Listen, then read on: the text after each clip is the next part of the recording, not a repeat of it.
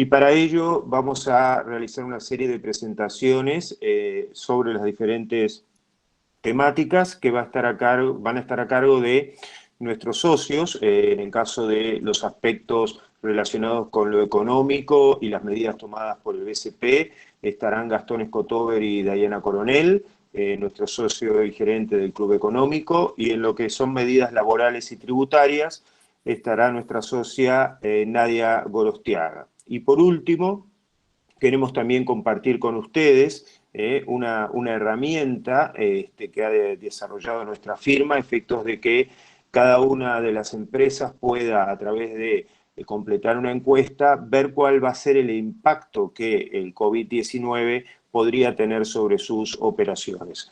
Por lo tanto, ahí nuestro socio de consultoría, Boris Mercado, será el encargado de llevar adelante esa parte de la exposición. Nuevamente, agradeciéndole su participación, le pido por favor entonces a Gastón que comencemos con la exposición. Muchas gracias. Hola a todos, que tengan muy buen día. Aquí estamos presentando este informe sobre cuáles son las proyecciones del Banco Central para este año. Y en particular, quisiéramos invitar a Dayana, quien junto conmigo vamos a estar haciendo estas presentaciones, para lo cual vamos a presentar la primera transparencia. Un tema importante que deseamos señalar en Price es lo siguiente: las medidas del Banco Central tienen como objetivo principal generar el no corte de la cadena de pagos de todos los clientes y proveedores, para lo cual muchas de las medidas que se están tomando son medidas exclusivamente de tipo financiero monetaria y que en condiciones normales probablemente esto no ocurriría. Por tanto, hay que analizar todas las medidas en el contexto en el cual estamos nosotros hoy con el tema del COVID-19 y por tanto considerarlas bajo esas circunstancias y no bajo otros escenarios en condiciones normales o business as usual. Con tanto, invito a Dayana para que nos comente un poco la primera slide. Sí, buenos días a todos. Vamos a, dentro de la charla de lo que corresponde a la parte que está haciendo el Banco Central, vamos a hablar un poquito, además de los objetivos, vamos a hablar de los instrumentos, los cuales está utilizando la banca matriz para tratar de llegar al mercado. Luego vamos a ver cómo cada una de las políticas está impactando. Y finalmente vamos a ver que si bien hay una serie de medidas siendo tomadas, todas tienen un solo objetivo, que fue lo comentado por Gastón, que es que no haya un cese en la cadena de pagos en Paraguay. Por lo menos la parte en la cual el Banco Central puede influir, porque tenemos que considerar que alrededor del 30 a 35% de la población es la bancarizada. Entonces, a todos los sectores, las medidas del Banco Central no van a poder llegar, ¿sí? Si vamos al siguiente slide, justo siguiente slide, vemos que básicamente lo que está haciendo el Banco Central es enfocarse en diferentes medidas que pueden generar una cierta facilidad para refinanciar, renegociar o reestructurar créditos dada la situación actual. Ahí estamos prácticamente. También está generando una serie de instrumentos en los cuales está buscando generar una liquidez, que es los cambios que vamos a ir observando en el encaje legal, así como también la reducción de la tasa de política monetaria. Y finalmente existen algunas medidas adicionales que están siendo bastante ingeniosas, de tal forma a hacer con que esta liquidez que está liberando el Banco Central a través del encaje y de la tasa de política monetaria llegue a los diferentes agentes que forman parte del sistema financiero. En el siguiente slide vemos que independiente del instrumento que elija el Banco Central, ya sea su tasa de política monetaria o un proceso de desencaje, que es lo que estamos viviendo hoy, lo que busca básicamente es evitar una distorsión en la cadena de pagos y que esta distorsión efectivamente pueda hacer con que parte de la economía siga sosteniéndose. Vamos ahora a las medidas concretas. En el siguiente slide vemos que el Banco Central ha adoptado como primera política desde el 13 de marzo y que viene alineada a lo que están haciendo las diferentes bancas matrices alrededor del mundo, es reducir su tasa de política monetaria. La tasa de política monetaria es la tasa base con la cual el Banco Central empieza a trabajar principalmente sus letras de regulación monetaria. ¿Qué es lo que busca el Banco Central cuando está reduciendo su tasa de política monetaria? Lo que busca es que el mercado también reduzca la tasa en sus diferentes segmentos, de tal forma a que pueda generar un impacto sobre la actividad económica. Es destacable que desde la fecha 13 de marzo hasta el 30 de marzo, la tasa de política monetaria pasó del 4% al 2,25%. Eso implica una reducción de casi el 50% en la tasa, ¿sí? Entonces el Banco Central fuertemente está actuando sobre una posible reducción de las tasas de interés. También es destacable acá que dentro de los países de la región, lo que es Brasil, Chile, Perú, Paraguay ha sido el que más ha reducido su tasa de política monetaria. Sí, es bastante destacable que además de que estamos en línea con lo que están haciendo las demás bancas centrales, también estamos siendo mucho más agresivos en cuanto a ese tipo de políticas o utilización de este instrumento. Acá hay un tema que creo que es importante mencionar, que a diferencia de Estados Unidos, que puede emitir deuda a largo plazo contra emisión monetaria e inyectar esto en el sistema financiero, Paraguay y los países de la región no tienen la misma posibilidad y por tanto las bancas matrices tratan de inyectar liquidez a través de estas distintas herramientas que tienen de corto plazo. Por tanto, todo lo que vamos a ver es tratar de que el Banco Central, con estas medidas, permita, sin aumentar la masa monetaria más allá de lo controlable, tener liquidez suficiente para que la cadena de pago no se corte. Y también es muy probable de que esto también permita evitar que las compañías tengan que tomar medidas drásticas en función a que es claro que en este contexto coyuntural excepcional van a ocurrir, y eso es claro, reducciones en la actividad económica debido a que claramente no va a haber posibilidad de recuperarse de esto en el muy corto plazo hasta que esto vuelva nuevamente a su condición normal. Entonces, ese es un escenario altamente probable, con lo cual seguramente todas las empresas van a estar en este momento pensando en el día 13, si es que la cuarentena se levanta parcial o totalmente, en las condiciones, respecto a las condiciones actuales, y es ver cómo se sigue con esta situación y tratar de obtener todas las financiaciones y medidas por parte del gobierno en función a que puedan continuar de manera normal. Acá también es importante aclarar que lo que busca el Banco Central es tratar de entrar en un momento en el cual la economía también está en cuarentena. Entonces, no busca incentivar a la economía, sino que busca ser parte de la economía. Es un proceso bastante similar a lo que hicieron los diferentes bancos centrales en el año 2008-2009, que es el famoso rescate financiero de la economía real, ¿sí? Siguiente slide. Vamos a lo que es las facilidades de crédito por desencaje. Las diferentes entidades financieras tienen que tener un porcentaje de sus depósitos en la banca matriz. En este sentido, lo que hace el Banco Central es liberar parte de esa obligación de tal forma que las entidades financieras también tengan esa liquidez adicional.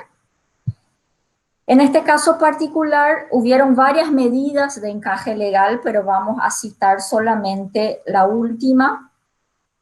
En moneda extranjera sigue estando en 24%, pero el Banco Central libera el 7% dentro de lo que es el proceso de desencaje.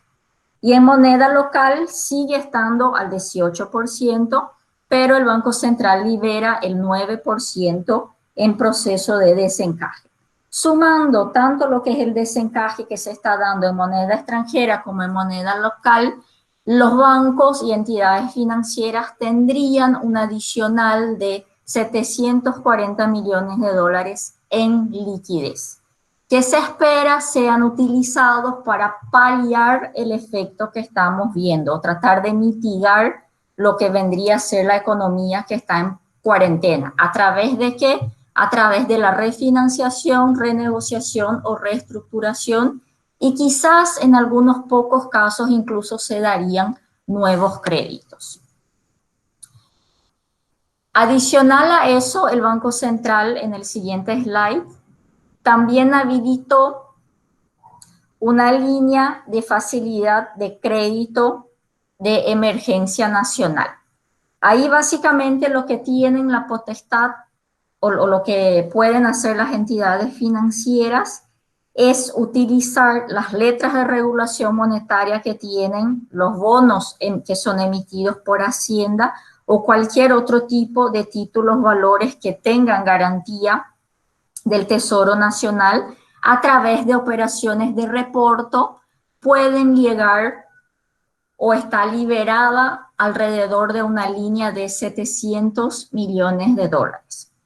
Si sumamos lo que hizo el Banco Central en la fecha 30 de marzo, con excepción de la reducción de las tasas de interés, si solamente consideramos lo que es el proceso de desencaje y esa línea de facilidades de crédito especial que se está dando a través de operaciones de reporto, el sistema financiero, las entidades que son reguladas y que dan créditos, tienen una disponibilidad de alrededor de 1.500 millones adicionales. Eso en fecha 30 de marzo, sin considerar lo que es la reducción de las tasas de interés. Adicional a eso, en el siguiente slide, vamos a ver también que el Banco Central empezó a utilizar una serie de medidas que puedan o que son atípicas, pero que son necesarias en la situación que estamos presentando hoy. Una de ellas es para que no haya ninguna alteración en lo que es el precio de los activos, el Banco Central decide que habrá una enajenación de los bienes muebles e inmuebles adjudicados o recibidos en pago. ¿Qué quiere decir eso? Que los bienes muebles e inmuebles que hayan sido recibidos por las entidades financieras van a tener una estabilidad en cuanto a sus precios, lo que ayuda no solamente a los que tienen deuda con el sistema financiero, sino que también ayuda a lo que o lo que son los estados contables de las entidades financieras. Un tema acá que es importante es, ustedes recuerden que las medidas que el Banco Central tiene vigentes ante esta situación excepcional tienden a que los bancos no acumulen en sus activos bienes inmuebles y por lo tanto los presionen a que se conviertan en dinero. Claramente los bancos no son inmobiliarias y por tanto la idea es que siempre esos activos se conviertan en activos líquidos. En este caso, el Banco Central, en consideración a situación excepcional, les da a los bancos la posibilidad de que esos activos no los amorticen en un tiempo como venían haciéndolo hasta ahora y seguir tomando las garantías a los valores que están teniendo dentro de sus registros. Por tanto, esa es una medida que en definitiva permite también que en el caso que una empresa tuviese que negociar sus activos, no nos negocien condiciones adversas debido a la situación excepcional que se está viviendo. Un tema que creo que es importante recalcar para todos los que están escuchando. Cuando uno establece normas, se establece las normas en función a conceptos razonables, es decir, conceptos en donde cada una de las partes los consideran adecuados en las condiciones actuales. Cuando uno toma medidas excepcionales, son totalmente diferentes y, por tanto, no pueden ser consideradas como negociaciones en términos de partes en conocimiento. En otras palabras, si yo voy a vender un activo en situaciones excepcionales, probablemente lo malvenda. Y eso es justamente lo que trata de evitar el Banco Central.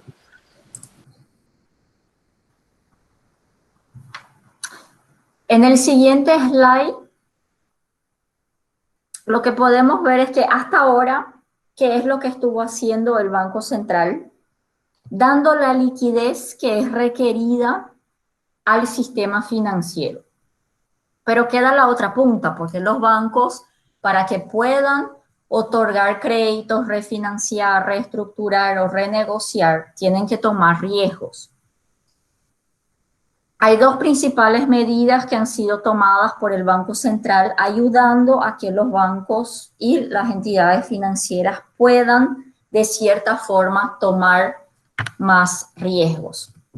Antes de eso, en fecha 2 de abril, también tomó una medida interesante, donde lo que dice es que las previsiones que tengan que hacer las entidades financieras por los créditos van a tener un plazo de 18 meses, o van a estar exonerados por 18 meses de que se tengan que hacer esas previsiones. ¿En qué casos es utilizado esto? Principalmente para cuando el beneficiario del crédito sea una micro, pequeña o mediana empresa. ¿En qué condiciones? Siempre y cuando los créditos a estas entidades sean utilizados para cubrir necesidades de capital operativo, que también pueden incluir costos administrativos, pago de salarios y obligaciones con proveedores. Esta política de estirar el periodo de previsiones o postergar el periodo en el cual empiezan a hacer previsiones es utilizado para créditos con un monto menor o igual a 150 salarios mínimos mensuales, ¿sí? En el siguiente slide vemos un poquito lo que hizo el Banco Central para ayudar también a que las entidades financieras y bancos tomen un poquitito más de riesgo, que fue el caso de la interrupción de la mora, de tal forma que los clientes no tengan no haya un efecto sobre la categoría que tienen por no estar pagando en este periodo en fecha. Además, también dividió algunos segmentos en créditos menores a 1.000 millones que tienen ciertas características para que se pueda hacer la evaluación de cliente, y en los créditos mayores a 1.000 millones.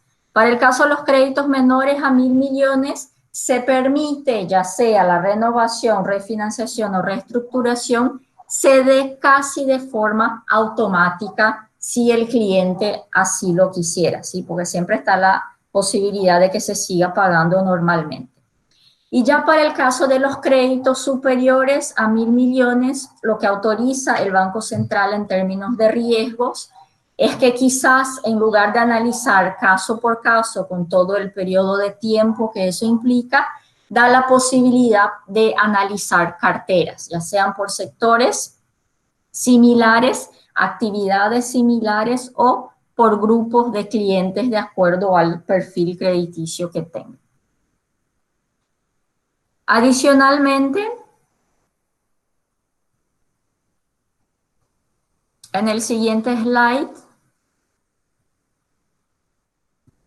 vemos también algunas medidas interesantes que son bastante adicionales, pero que también están buenas mencionar, que es el caso de la inhabilitación de la cuenta corriente. Anteriormente, Al tener 3 cheques librados por insuficiencia de fondos, se hacía la cancelación. Hoy día eso está exonerado. Y también hay una política adicional en cuanto a liquidez, que es la reducción de las tasas por la cancelación anticipada de las letras de regulación monetaria. Entonces, ahí lo que vemos, un poquito en resumen, es que el Banco Central lo que está buscando es de tratar de entrar a paliar el efecto que pueda tener la economía en cuarentena. Por un lado, buscando dar la liquidez necesaria al sistema financiero o a la, de los cuales ese mismo sistema tiene a hoy disponibles 1.500 millones de dólares. Y por otra parte, lo que busca es que esta liquidez adicional que tienen pueda efectivamente ser canalizada, y ha sacado una serie de normativas en cuanto a políticas de riesgos que están relacionadas con lo que vendría a ser la refinanciación, renegociación o reestructuración de los diferentes créditos. A todos los que presentes, si necesitan hacer alguna consulta y demás, por favor, enviar el correo, que luego de la presentación de todas las personas que vamos a estar en este momento presentando los distintos slides, las vamos a ir contestando. Así que damos paso a Nadia para que nos comente un poco los aspectos laborales e impositivos relacionados con el tema COVID. Muchas gracias.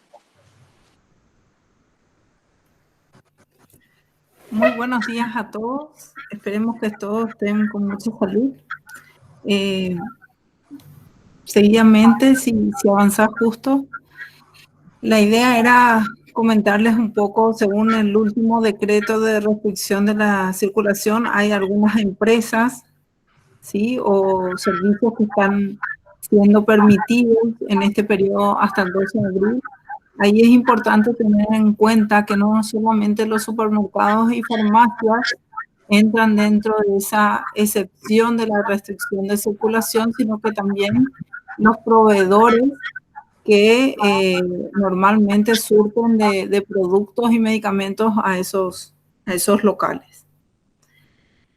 La siguiente, por favor, justo.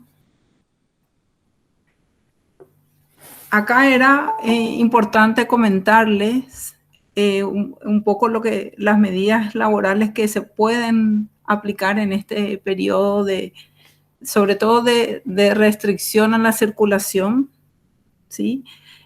Durante el estado de emergencia, que abarca todo el ejercicio fiscal 2020, y el estado de emergencia sanitaria, que es hasta el 12 de abril, que es la restricción de circulación, ¿sí? Entonces, una de las alternativas es la facilidad para hacer un trabajo remoto o teletrabajo, como define la Ley de Emergencia Nacional, que sería el trabajo desde el domicilio de los funcionarios, los trabajadores, permitiendo el acceso, digamos, a las tecnologías y a las herramientas tecnológicas para ello. Otra alternativa también sería conceder el usufructo de vacaciones. Como ustedes habrán escuchado, el Ministerio de Trabajo insta a los empleadores a poder aplicar este tipo de usufructo de vacaciones como una medida paliativa en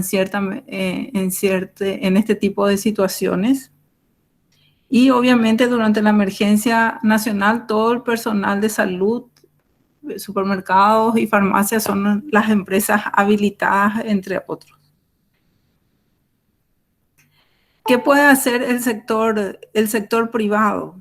El sector privado hoy puede tener en cuenta no solamente la realización del trabajo remoto y el usufructo de vacaciones, sino también puede analizar la implementación de una suspensión del contrato de trabajo, ¿sí?, que vamos a hablar un poquito más adelante. En el caso del sector público, eso está reglamentándose según comentarios extraoficiales, pero sí ya se tomaron medidas de eliminar ciertos beneficios que tenían los funcionarios públicos, como de repente subsidios por patrimonio o doble aguinaldo, ese tipo de cosas que ya también escuchamos en la empresa que están siendo bastante resentidas por ese sector de de la población. Si pasamos el slide, ahí es un poco tener en cuenta qué medidas se tienen que considerar cuando se hace un trabajo remoto, ¿sí? O teletrabajo, que es justamente hacerlo desde el domicilio, evitando exponerse a contagios y sobre todo cumpliendo la reglamentación de la restricción de circulación.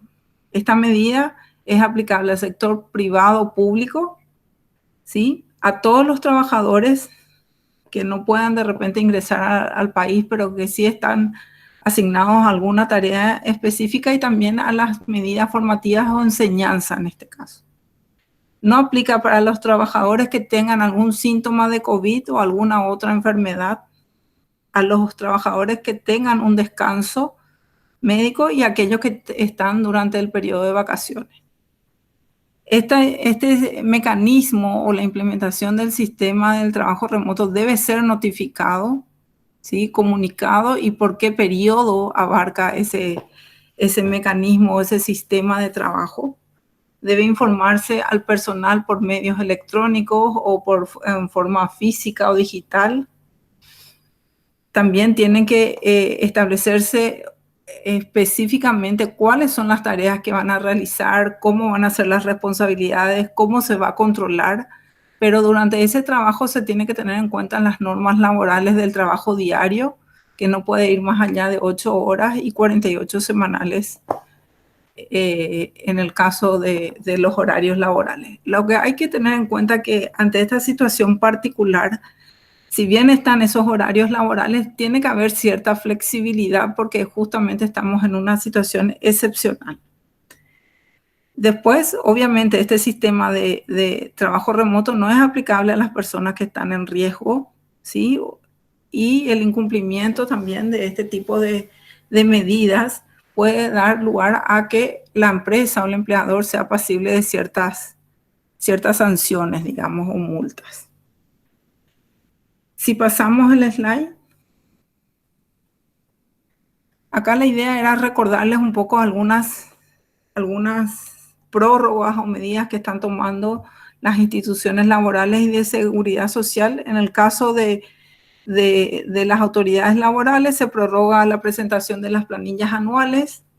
Eso se establece como vencimiento en mayo de este año.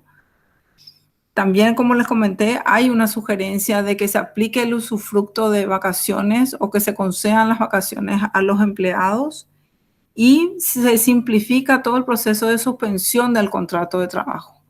Esta suspensión no implica un despido o una renuncia, sino lo que se evita en ese momento es, por el lado del trabajador, prestar servicios, y por el lado del empleador es responder o pagar el salario. En ese tipo de situaciones hay formalidades que deben cumplirse.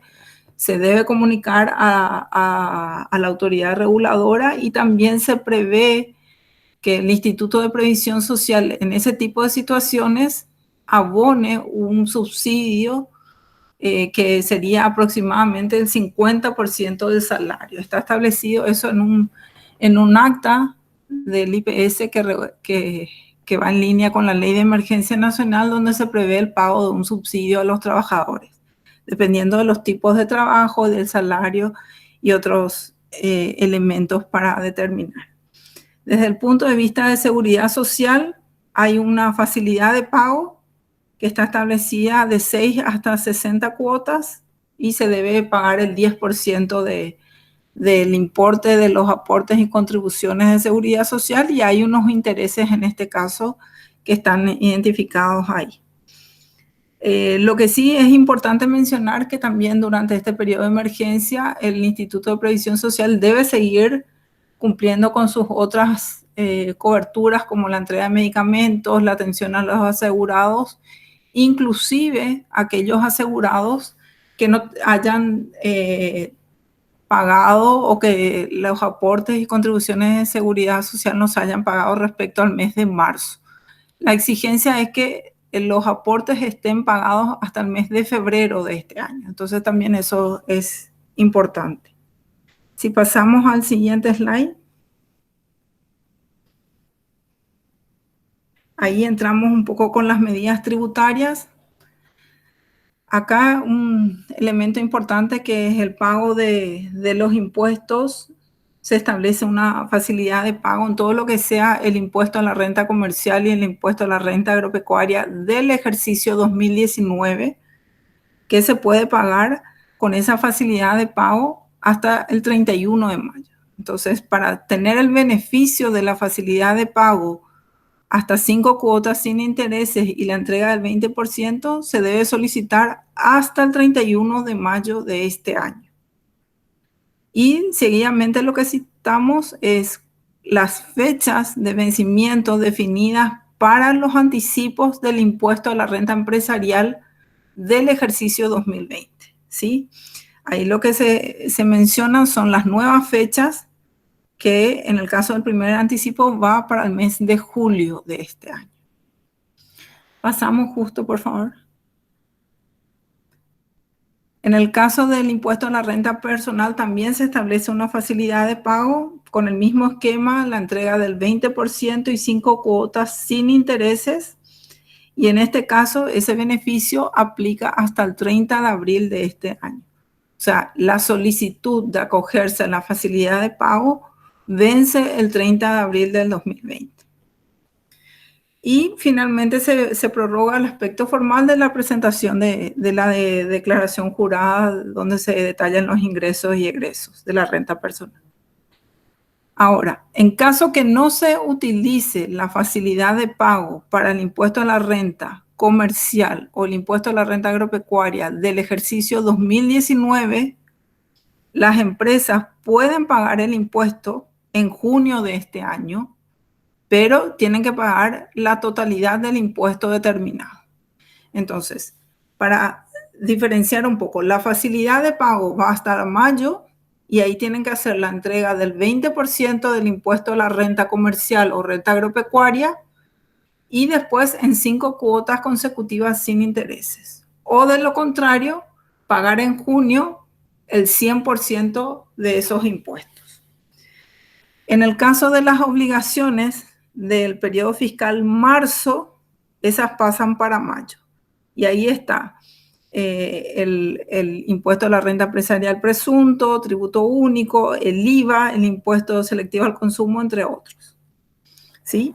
Y también en el caso de la declaración jurada informativa de ajustes de precio para las empresas que tienen esa obligación. Todo eso pasa al mes de mayo de este año. Pasamos, por favor. En el caso del impuesto a la distribución de dividendos, ¿sí? que serían dividendos o utilidades generados en el 2019, la Ley de Emergencia Nacional establece que ese impuesto se puede pagar hasta el 31 de agosto del presente año. Sin embargo, posteriormente sale una resolución donde establece ciertos aspectos formales que traen ciertas dudas en su aplicación, que menciona que solamente las sociedades que están obligadas a realizar asambleas tienen que resuelvan la distribución de dividendos en el presente ejercicio, tienen que cumplir con el aspecto formal de la presentación y preparación de los comprobantes de retención del impuesto a la distribución de utilidades y dividendos. Y tienen un periodo específico que va del 1 al 31 de agosto, con lo cual el pago de ese impuesto pasa para el mes de septiembre. Según la redacción de esa reglamentación, parecería que eso aplica solamente a las sociedades anónimas que están obligadas a ese tipo de actos por parte de los accionistas y no respecto a las demás sociedades. Posteriormente también menciona esa reglamentación que todas aquellas empresas que hayan resuelto la distribución de utilidades antes del 1 de agosto deberán retener y pagar el impuesto a la distribución de utilidades y dividendos. Nosotros entendemos que esa disposición va más allá de lo que establece la norma, que permite como un beneficio a todas las empresas hacer el pago al 31 de agosto. Obviamente habría que tener en cuenta la vigencia de esta ley de emergencia, que es a partir del 27 de marzo. Entonces podríamos definir que si las asambleas se hicieron antes de la promulgación y publicación de la ley de emergencia nacional, se tienen que aplicar el régimen legal establecido normalmente para cualquier tipo de obligaciones fiscales, con las excepciones de las prórrogas. En el caso de la distribución de dividendos, si se realizaron antes de la vigencia de la ley de emergencia nacional, se debe aplicar el régimen general. Con posterioridad a esa vigencia, que inicia el 27 de marzo, tendrían las empresas ese beneficio de pagar el impuesto a la distribución de utilidades y dividendos, y eso aplicaría a todas las empresas. Sin embargo, la ley tampoco es muy clara, porque también hace referencia a las sociedades anónimas. Si ello es así, habría una inequidad tributaria, porque se establece un beneficio para las sociedades anónimas y no para otro tipo de entidades jurídicas que también pueden tomar la decisión de distribuir utilidades y dividendos. Nosotros entendemos que este es un punto que debería ser aclarado por la administración para evitar cualquier tipo de confusión y ver hasta cuándo se prorroga la obligación del pago de este impuesto. El siguiente, por favor, justo. Bueno, y acá lo que queríamos compartir con ustedes son algunos lineamientos generales sobre las prórrogas que dispuso la Administración Tributaria. Por ejemplo, la validez de los certificados de cumplimiento tributario, que ahora en vez de valer un mes como era anteriormente, ahora se extiende por 3 meses, en la medida que sean certificados solicitados en un periodo que va hasta el 30 de julio. También los contribuyentes deben presentar todas las documentaciones sobre requerimientos que hagan ante la SED, que como ustedes saben hay una restricción de atención al público hasta el 12 de abril, entonces todas las comunicaciones se hacen a través del sistema Marangatú, y una vez que termine el periodo de restricción, si es que no hay ninguna otra prórroga, ahí el contribuyente tiene 5 días para presentar toda la documentación de los pedidos que fueron solicitados. Desde el punto de vista societario, también para las sociedades anónimas, las asambleas pueden ser realizadas durante los 6 primeros meses. Hay una extensión que legalmente era hasta el mes cuarto, ahora se extiende hasta el 6º mes. Y también hay una prórroga en cuanto a la presentación de la declaración jurada sobre los beneficiarios finales de cada entidad jurídica. En el caso de la seguridad social, como dijimos anteriormente, el IPS debe seguir prestando todos los servicios de cobertura a los asegurados, ¿sí? Y tomando en cuenta un poco la situación particular de la pandemia del COVID, en el caso de empleados que no estén dentro del sistema de seguridad social, se establece que el empleador debe cubrir todos los costos de salud y el subsidio que debe entregar el IPS, que es el 50% del salario, en caso que exista algún reposo médico o hasta que dure el tratamiento de la enfermedad. El siguiente, justo, por favor. Uno más. Acá fue un poco una idea de plantearles o someter a análisis de cada uno de ustedes algunas acciones que se podrían implementar durante este periodo. Primero están todo lo relacionado al desarrollo de las políticas del trabajo remoto. Como dijimos anteriormente, eso debería ser informado a los trabajadores, cuáles son las tareas que deben realizar bajo ese esquema, cuál es el horario de trabajo, quiénes son los responsables de cada trabajo y cómo se va a controlar también ese trabajo o cómo se va a presentar eso. Adicionalmente, también se deberían enviar o comunicar algunas medidas de salud o de cuidados durante este periodo, que sería importante, sobre todo, insistir con las medidas de seguridad e higiene que deberían cumplirse durante este periodo. También se permiten, digamos, comunicaciones o reuniones a través del trabajo remoto que también son muy productivas. Hoy la tecnología nos permite bastante acceder a este tipo de herramientas para continuar el trabajo y evitar cualquier retraso en las tareas de las empresas. En el caso de las actividades permitidas, que está en el punto 3, ¿sí?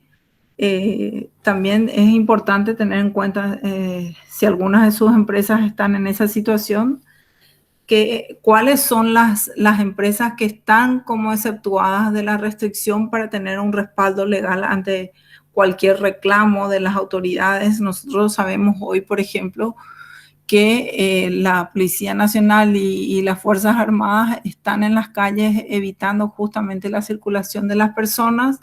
Puede haber situaciones particulares que exijan la presencia de algunos funcionarios fuera de las oficinas, entonces tendría que haber un sustento o esa declaración jurada que menciona cuál es la actividad puntual que va a hacer y en qué horario. También sugerimos la elaboración de alguna política vinculada no solamente con el personal, sino también respecto a los proveedores de servicios, ¿sí? Para que tengan en cuenta un poco no solamente los compromisos que tiene la empresa, sino que también los proveedores puedan prever el esquema de cobro o de entrega de facturas. Por ejemplo, estos tipos de situaciones se pueden presentar porque las empresas están avisando el cierre de las oficinas, entonces sería importante también tener en cuenta para evitar que los funcionarios de una empresa se expongan al tener que entregar una factura o exigir el cobro. Hoy todo eso también se puede realizar por vías electrónicas y los pagos a través de transferencias bancarias. Y después siempre es importante hacer digamos, un resumen ejecutivo para ver cuáles son las medidas que se están tomando, cuál es la gestión en sí mismo de estas situaciones desde el punto de vista laboral, desde el punto de vista de determinación, digamos, de ciertas restricciones de pago o restricciones de cobro que pueden surgir durante este periodo. Entonces, la idea acá era más o menos poner un checklist de ciertas acciones que pueden ir considerando. Creemos que muchas de ellas ya están siendo aplicadas por los empleados, por las empresas, pero nunca está de más echarle una mirada y si tienen alguna consulta, bueno, estamos nosotros prontos para ayudarles con todo este tipo de situaciones. Gracias, Nadia, por la presentación. Y invitamos a Boris que nos comente un poco todo lo que es el PwC COVID 2019 Navigator. Vale, muchas gracias. Buen día a todos. Como se mencionó al principio, soy Boris Mercado, soy socio de la División de Consultoría de PwC Paraguay.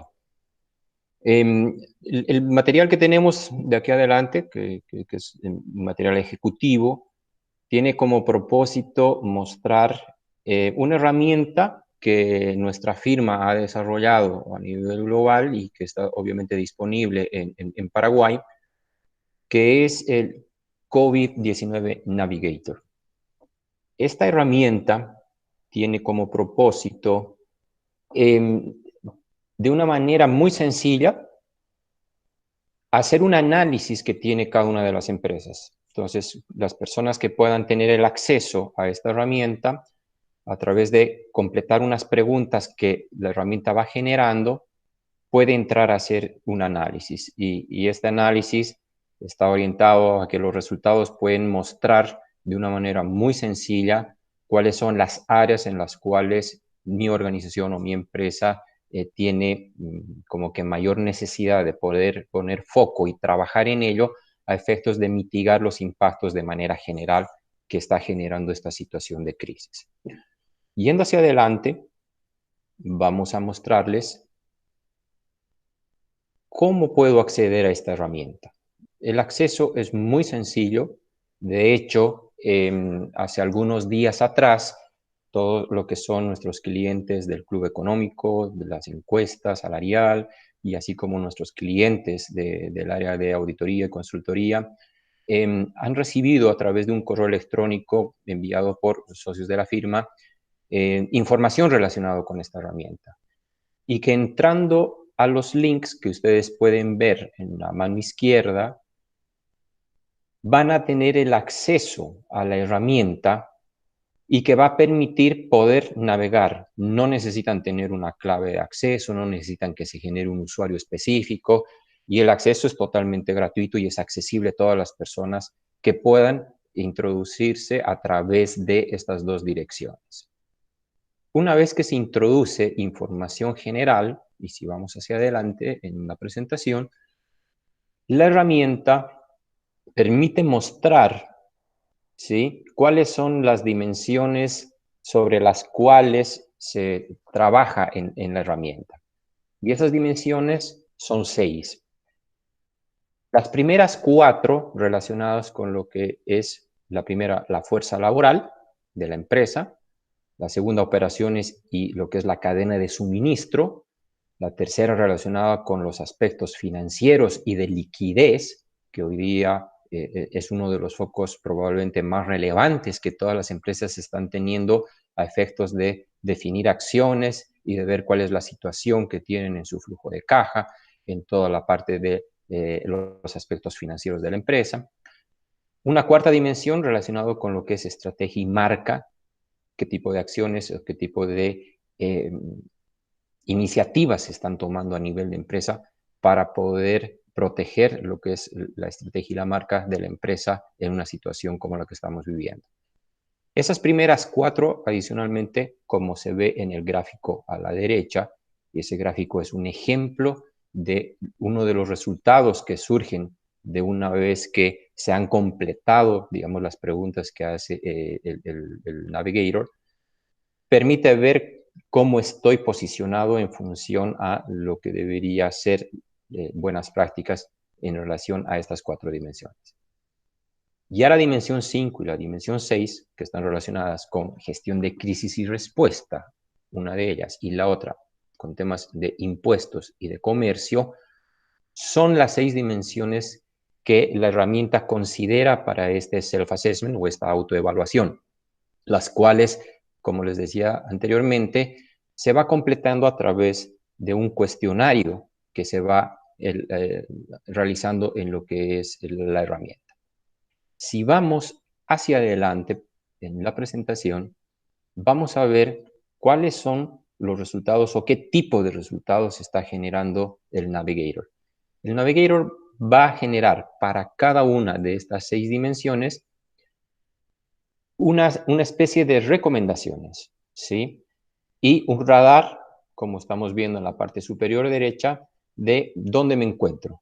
Si las prácticas o las decisiones o las acciones que he tomado en relación a la crisis del COVID-19 están en cuáles de estos 4 niveles, ¿sí? Obviamente el nivel que está hacia la izquierda con color rojo muestra un nivel más inicial o más básico, y cuanto más hacia la derecha se encuentre la aguja del medidor, en la parte azul significa que las acciones que he tomado o la madurez que tienen mis procesos internos en relación a la respuesta de la crisis están más alineados hacia buenas prácticas. Y en función a las respuestas que uno vaya dando en la herramienta, va apareciendo una serie de recomendaciones, como se ve también en el ejemplo que se está mostrando para el workforce. Por el momento la herramienta obviamente la tenemos en inglés y a nivel global y regional se está trabajando para que esta información la podamos tener en el español, pero creemos que de la misma manera es muy intuitiva y muy fácil de manejar para poder analizar los resultados. Entonces, este ejemplo que se ve en el lado derecho para Workforce se repetiría para cada una de las 6 dimensiones que considera el alcance de este navegador. De esta manera, digamos, la empresa que complete la encuesta o el cuestionario va a tener un informe ejecutivo que le llegaría por correo electrónico. Al momento de empezar el cuestionario, una de las preguntas es a qué correo electrónico desean que le lleguen los resultados.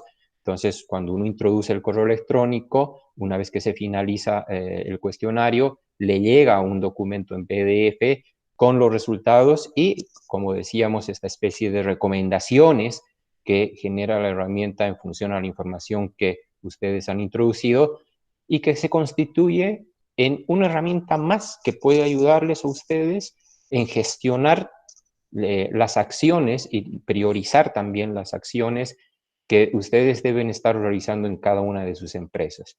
Y obviamente el objetivo de nuestra firma con este tipo de iniciativa es también contribuir de una manera profesional con nuestro conocimiento y compartiendo con nuestro portafolio de clientes la mayor cantidad de información que les pueda ser útil para tomar mejores decisiones en este momento. Entonces, la herramienta es un cuestionario que les va a tomar unos 20 minutos aproximadamente completarla. Es una herramienta que nosotros entendemos puede ser útil para ustedes para tener una visión un poco más completa de todos los componentes relacionados a estas 6 dimensiones.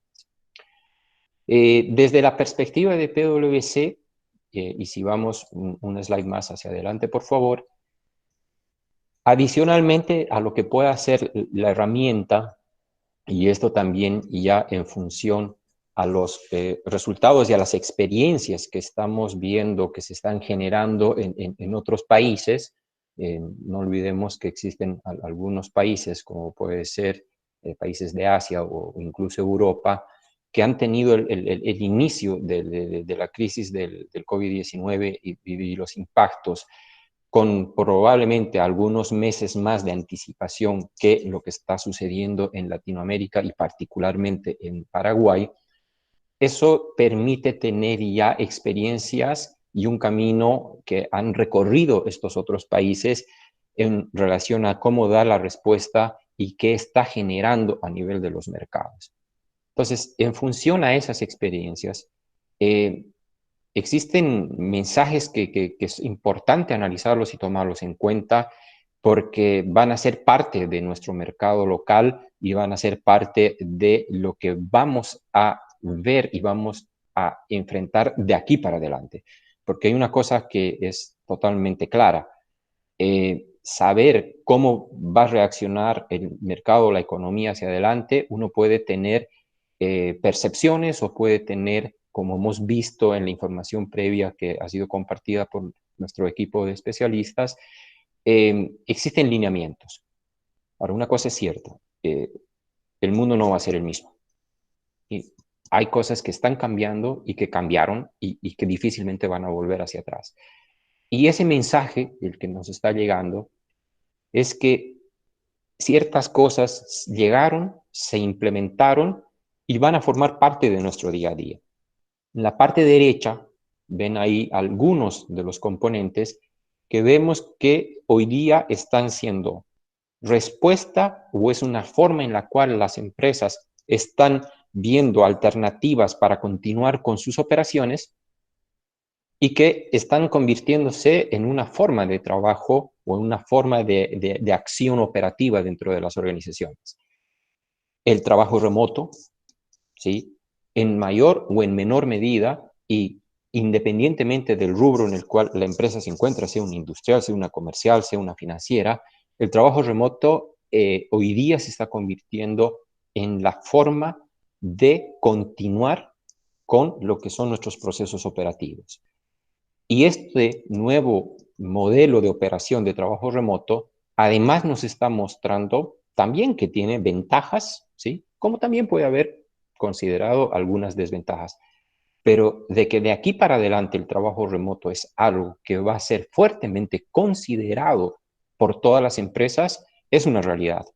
Que en algunos casos, y dependiendo del rubro en el cual uno actúa, probablemente se adapte de mejor manera que en otros. Y por qué no también el trabajo remoto está mostrando de que puede ser una forma de que cada vez utilicemos o necesitemos de menos espacio físico a nivel de infraestructura para nuestras operaciones cotidianas, lo cual hoy día está fuertemente asociado a un costo de ocupación por la infraestructura o los metros cuadrados que necesito para operar. Entonces, el trabajo remoto también puede llegar a ser una herramienta que nos permita generar eficiencias a niveles de los costos de las empresas. Esta situación que hoy día estamos viviendo nos está llevando a muchos de nosotros tomar decisiones respecto a cómo vamos a remunerar de aquí para adelante a nuestros funcionarios, a nuestros colaboradores.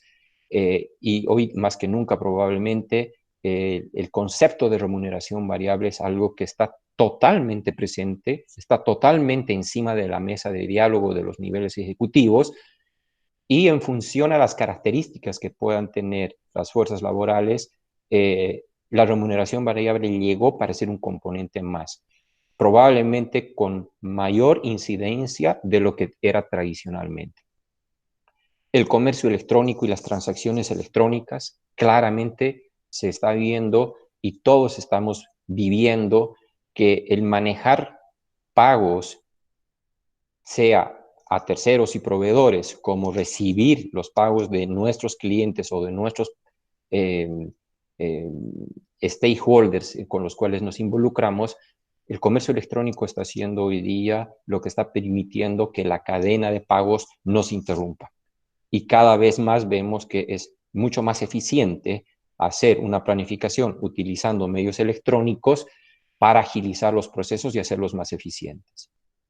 Por otro lado, estamos viendo que el tener hoy día tareas que dependen de que una persona pueda realizar esa tarea, ¿sí? Por más que la tarea sea a través de un sistema informático, a través de una tecnología, pero que requiere de un usuario funcional, que cargue información, que genere información de reportes, que ingrese datos para que el proceso continúe para un proceso de facturación, hacer conciliaciones bancarias y una serie de tareas que hoy día necesitamos de una persona para realizar esas tareas, también están mostrando que el recurrir a tecnologías en las cuales yo pueda robotizar o pueda automatizar los procesos es también algo que llegó, que se está aplicando y que va a continuar. ¿Por qué? Porque genera eficiencias, porque genera que nuestros tiempos de respuesta sean mucho más ágiles, genera competitividad, permite mejorar el costo asociado a las tareas. Entonces, la robotización a través de tecnologías como el RPA u otras que puedan existir, que hoy día se están implementando, también entendemos que es algo que llegó y que va a continuar con crisis o post-crisis. Todos estos cambios que estamos viendo nos está mostrando que los canales digitales que están utilizando las empresas también hoy día son la forma en la cual estamos utilizando para que nuestro modelo de negocio no se vea interrumpido. Así que los canales digitales hoy día están siendo fuertemente utilizados y las perspectivas que se ve a nivel de mercado internacional es que con esta situación los canales digitales no solamente van a ser fuertemente utilizados, sino que van a ser fuertemente promovidos. ¿Y qué significa que sean fuertemente promovidos? Significa que se va a tratar de incrementar a la mayor cantidad posible dentro de la organización los canales digitales que tenemos disponibles o los que podamos implementar a futuro. Con todo este escenario, claramente todos estos cambios están generando la necesidad de hacer una reestructura organizacional en las empresas y que esto va a llevar a que las organizaciones tengan que trabajar fuertemente en lo que es su estrategia y en administrar el cambio. Porque obviamente toda esta ola inmensa de cambios que se van a generar de aquí para adelante es necesario saberlos administrar y por eso un componente importante va a ser la administración del cambio.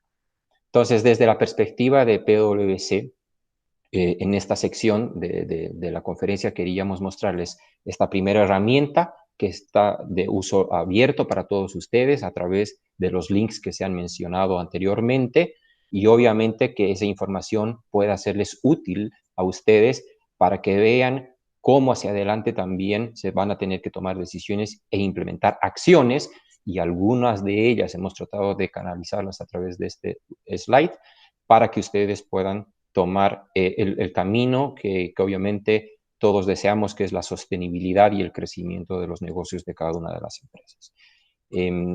Con eso concluimos, y si podemos ir hacia adelante, por favor, simplemente ahí cuáles son algunos contactos que ustedes pueden tener con nosotros si es que quieren abordar en algún detalle mayor en relación al contenido de esta última sección.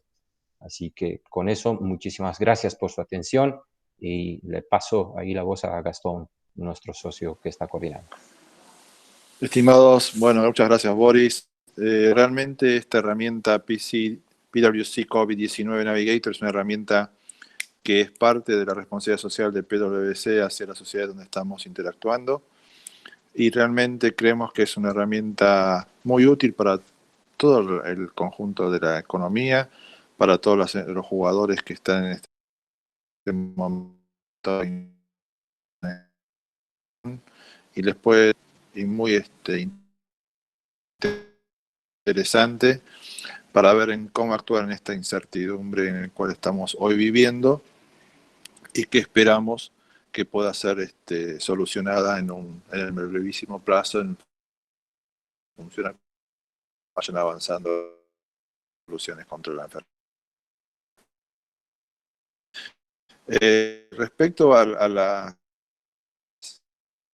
disponibles para esta presentación grabada. Respecto a las preguntas, hemos tomado unas preguntas que después las iremos contestando vía mail, pero una de ellas, por ejemplo, se refiere al tema de IPS, y en el particular, señala acá la persona, es si ya IPS tiene disponible la herramienta para poder realizar estos pagos de acuerdo con lo que señaló Nadia. Nadia, ¿si estás por ahí? Hola, sí, el Instituto de Previsión Social ¿Nadia? reglamentó. Hola, ¿sí? Sí, se escucha. Bueno, para comentarles eso, ¿Nadia? el Instituto de Previsión Social reglamentó recientemente un decreto donde establece que se van a pagar a través de los mecanismos de cuentas habilitadas de los asegurados.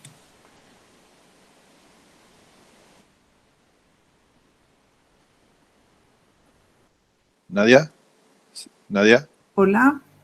Sí, se escuchó la respuesta. Ahí se escucha nuevamente, se había perdido. Ah, ok, perfecto, entonces. Creo que sos vos, Gastón, el que no escuchás.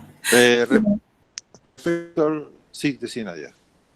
No, nada más. Por si no escucharon, cualquier cosa después tienen mis contactos y pueden enviarnos un correo que gratamente vamos a estar contestando y proveyendo la información de la reglamentación del Instituto de Previsión Social. Gracias, Nadia.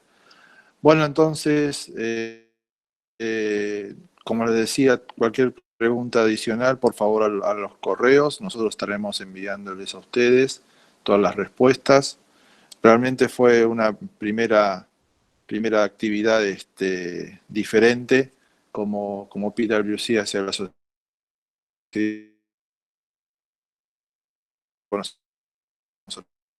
Realmente muy en nombre de PwC, y les agradecemos muchísimo realmente, y esperamos tener nuevas comunicaciones a medida que hagan nuevas reglamentaciones, que ustedes y todas sus familias, y les mandamos un abrazo a todos ustedes. Muchas gracias.